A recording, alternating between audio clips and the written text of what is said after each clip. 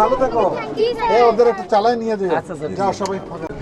আজকের এই সন্ধ্যায় আমরা সকলেই অনেক খুশি এবং আনন্দিত, কারণ স্যার আমাদের কে যে কথা দিয়েছে সে কথা অতি দ্রুত বাস্তবায়ন করেছে এবং আমরা যেন দুর্বল দৃষ্টি প্রতিবন্ধীরা পিছিয়ে না পড়ি, আমরা যেন দুর্বল হয়ে না পড়ি, এই জন্য স্যার আমাদের পাশে সবসময় আছে। আর আমি আশা করি ভবিষ্যতেও থাকবে, এই জন্য সবসময় আমাদেরকে সহযোগিতা করে যাচ্ছে। আমাদেরকে যা যা কথা দিচ্ছে স্যার সব কিছুই বাস্তবায়ন করছে। এই জন্য আমাদের আজকের যে আমরা এই গাড়িটাতে বসে আছি এটাও আমাদেরকে স্যার দিয়েছে। এই জন্য আমরা RDRS এর পক্ষ থেকে সকলের পক্ষ থেকে স্যারকে জানাচ্ছি অসংখ্য ধন্যবাদ ও অভিনন্দন।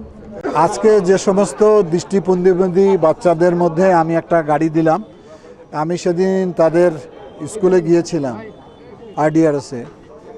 তো তাদের আমার কাছে একটা দাবি ছিল যে তারা মিশন স্কুলে পড়াশোনা করে, বিভিন্ন প্রাইমারি স্কুলে লেখাপড়া করে, কিন্তু যাতায়াতের কোনো বাহন নেই। আমরা যারা স্বাভাবিক জীবনযাপন করি আমাদের জন্য তো সহজভাবে আমরা চলতে পারি, কিন্তু যারা দৃষ্টিবন্ধী তাদের জন্য তো খুবই কষ্টের কারণ।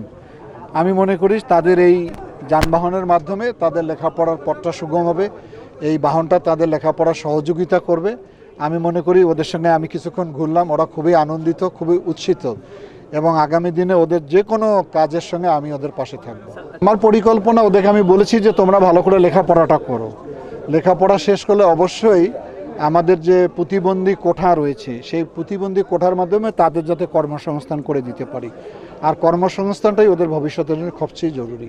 আমরা যেন সমাজে কেউ এই প্রতিবন্ধী, দৃষ্টি প্রতিবন্ধী, শারীরিক প্রতিবন্ধী এই সমস্ত শিশুরাই হোক, বয়োজ্যেষ্ঠরা হোক, তাদের জন্য আমরা কেউ অবহেলা না করি।